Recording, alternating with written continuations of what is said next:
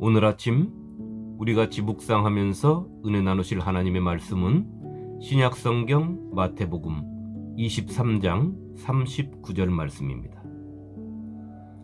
내가 너희에게 이르노니 이제부터 너희는 찬송하리로다 주의 이름으로 오시는 이여 할 때까지 나를 보지 못하리라 하시니라. 아멘. 오늘 우리가 읽은 말씀은 시편 118편 26절을 인용한 말씀으로 예수님께서 나귀 새끼를 타고 예루살렘에 입성하실 때에 거기에 모여있던 사람들이 외친 소리입니다. 앞에서 가고 뒤에서 따르는 무리가 소리 높여 이르되 호산나 다윗의 자손이여 찬송하리로다 주의 이름으로 오시는 이여 가장 높은 곳에서 호산나 하더라. 마태복음 21장 9절 말씀입니다. 예수님께서는 바리새인들과 서기관들이 저지른 7가지의 죄를 조목조목 책망하시면서 그들에게 화가 있을 것이다. 다시 말해 저주가 너희에게 임할 것을 선포하셨습니다. 다시 말해 너희가 이 속에서 벗어나지 못한다면 저주가 너희에게 임할 것을 선포하셨습니다. 그리고 바리새인과 서기관들에게 뱀들아 독사의 새끼들아 하신 것입니다. 이 말씀이 그 당시에 하나님의 말씀을 왜곡시키며 하나님의 백성들에게 율법의 무거운 짐을 지고 살게 하고 자신들은 손가락 하나도 움직이지 않으려 했던 영적 소경의 영적 지도자들에게 하신 말씀이니 오늘 저와 같은 목사들이 또 하나님의 말씀을 맡은 자들이 두렵고 떨리는 말씀으로 이 말씀을 받아서 하나님의 온전하신 말씀을 바로 선포하고 말씀 앞에 바로 서서 살아감으로 성도들에게 본으로 나타나는 주님의 삶이 되어야 하겠습니다. 예수님께서는 오늘 우리가 읽은 말씀을 하시기 전에 마태복음 23장 37절에 이렇게 말씀하셨습니다. 예루살렘아 예루살렘아 선지자들을 죽이고 내게 파송된 자들을 돌로 치는 자여 암탉이 그 새끼를 날개 아래에 모음같이 내가 내 자녀를 모으려 한 일이 몇 번이더냐. 그러나 너희가 원하지 아니하였도다. 성도 여러분, 예수님의 이 말씀 속에는 그들의 조상 때부터 하나님께서 당신의 종들을 보내서 이방신과 우상에 빠져서 하나님을 떠난 그들을 돌이키려고 부단히 애쓰셨음을 말씀하고 있습니다.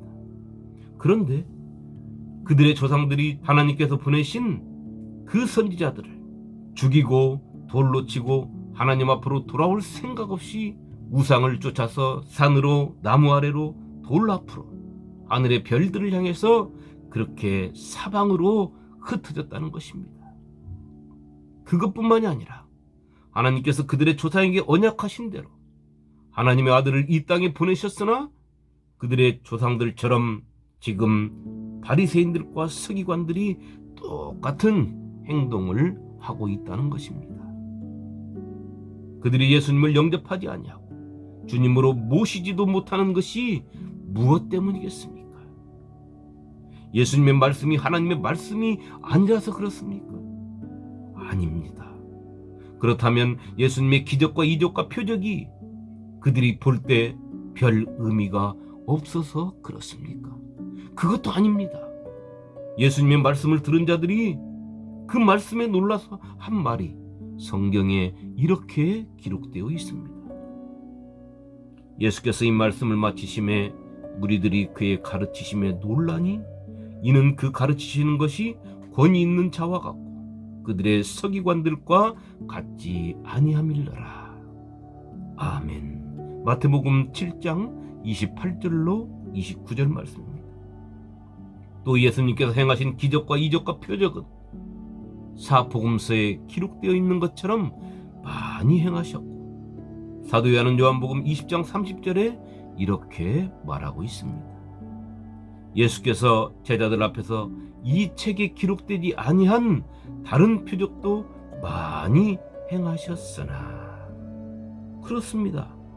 바리새인들이나 서기관들, 종교 지도자들이 예수님을 주님으로 모시지 않은 것은 예수님의 말씀이나 예수님이 행하신 기적, 그리고 이적, 표적이 적어서 그런 것이 아니라, 그것은 예수님께서 이들을 이스라엘 백성들, 즉 하나님의 백성들을 인도하는 지도자들, 하나님의 종으로 인정하지 않으셨기 때문입니다. 이들은 자신들을 그렇게 생각했습니다.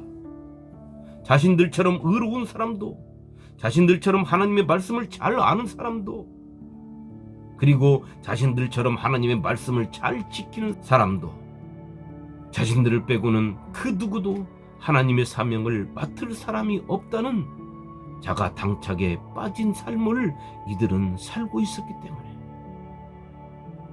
만약에 하나님께서 언약하신 대로 메시아가 이 땅에 오신다면 제일 먼저 찾을 사람들이 자신들이라고 생각을 했고, 또 자신들을 알아주실 거라고 생각을 했으며, 자신들을 인정해 주시는 메시아가 진정한 메시아로 생각한 것입니다.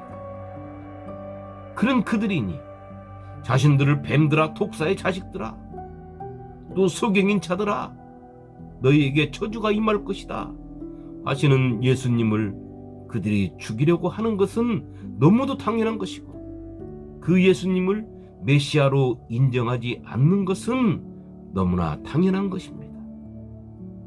성도 여러분, 진정 얼마나 무서운 사실입니까? 믿음의 세계는 내 뜻을 펼치며 사는 세계가 아닙니다. 믿음의 세계는 하나님의 뜻을 살펴서 그 뜻을 이루고 사는 세계인 것입니다. 하나님의 뜻을 살피는 것을 게을리하고 세상을 기웃거리다 보면 하나님의 것을 내 것인 양 생각하고, 가룟된 유다처럼 하나님의 것에 손을 대면서도 아무런 두려움 없이 사는 그러한 삶을 살게 되는 것입니다. 오늘 바리새인이나 서기관들의 삶이 여기에 있는 것입니다. 오늘 이런 그들을 향하여 예수님께서는 그들의 집이 황폐해질 것이라 말씀하시면서 오늘 우리가 읽은 말씀을 하신 것입니다. 찬송하리로다. 주의 이름으로 오시는 이여 할 때까지 나를 보지 못하리라. 그런데 하나님께서는 예수님께서 이 땅에 오시기 500년 전에 이미 선지자 스가랴를 통하여 예언하셨습니다. 우리 주님 이 땅에 다시 오실 때 그들이 자신들의 조상과 자신들의 죄악을 회개하는 역사가 하나님의 은혜로 이루어진다는 것을 말입니다. 그들은 자신들의 죄악을 회개하고 난 뒤에 우리 주님을 향하여 찬송하게 될 것입니다. 자신들이 찬양하는 분이 주의 이름으로 오시는 이라고 인정하면서 말입니다. 그때 그들은 예수님을 그들의 주님으로 영접할 것입니다. 그들이 회개하며 통곡하는 소리가 스가랴 12장 10절로 14절에 기록되어 있습니다. 그 중에 한 말씀을 읽어보겠습니다. 내가 다윗의 집과 예루살렘 주민에게 은총과 간구하는 심령을 부어주리니 그들이 그 찌른 바 그를 바라보고 그를 위하여 애통하기를, 독자를 위하여 애통하듯 하며 그를 위하여 통곡하기를 장자를 위하여 통곡하듯 하리로다. 아멘. 성도 여러분, 요한계시록 1장 7절은 이렇게 기록하고 있습니다. 볼지어다 그가 구름을 타고 오시리라. 각 사람의 눈이 그를 보겠고 그를 찌른 자들도 볼 것이요 땅에 있는 모든 족속이 그로 말미암아 애곡하리니 그러하리라. 아멘. 우리가 평생을 살며 지키는 신앙의 삶이 우리 주님 오실 때에 내가 주님을 찌른 자의 눈으로 바라보고 주님의 오심을 통하여 내가 두 손 들고 찬양하며 그 주님을 맞이하는 자가 아니라 애곡하는 자의 신앙이 된다면 그것처럼 불행한 삶이 어디 있겠습니까? 성도 여러분, 오늘 하루 말씀 앞에 깨어서 하나님 앞에 바로 선 신앙으로 하나님의 뜻을 이루는 신앙의 삶을 통하여 영광의 주를 뵙는 복된 성도가 되시기를 주님의 이름으로 축원합니다. 아멘.